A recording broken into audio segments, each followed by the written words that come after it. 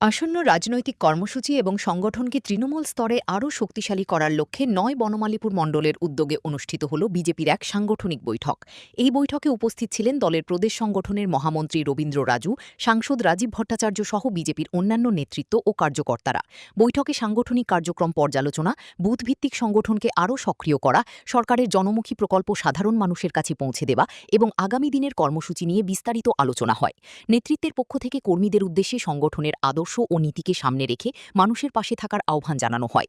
পাশাপাশি দলের সাংগঠনিক বিস্তার ও শক্তিবৃদ্ধির লক্ষ্যে বিভিন্ন দিক নির্দেশনাও দেওয়া হয়। একটা সাংগঠনিক বৈঠক যেখানে আমাদের বুথ কমিটি, শক্তি কেন্দ্র ইনচার্জ, মন্ডল কমিটি, মোর্চা কমিটি যারা যারা রয়েছেন কার্যকর্তাদের নিয়ে একটা সাংগঠনিক বৈঠকের আয়োজন করা হয়েছে।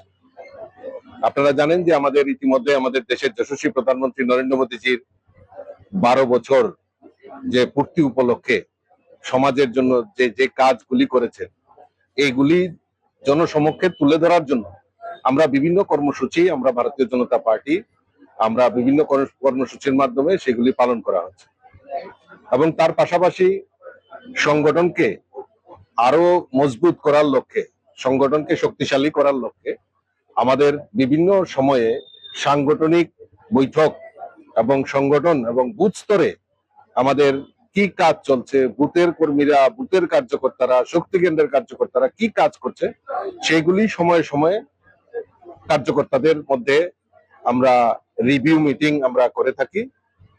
আজকে তারই অঙ্গ হিসাবে আমরা আজকে ৯ বনমালীপুর মণ্ডলের উদ্যোগে সেই সাংগঠনিক বৈঠকের আয়োজন করা হয়েছে। বৈঠকে উপস্থিত নেতৃবৃন্দ সংগঠনের ঐক্য ও শৃঙ্খলা বজায় রেখে আগামী দিনে আরও সক্রিয়ভাবে কাজ করার উপর গুরুত্বারোপ করেন।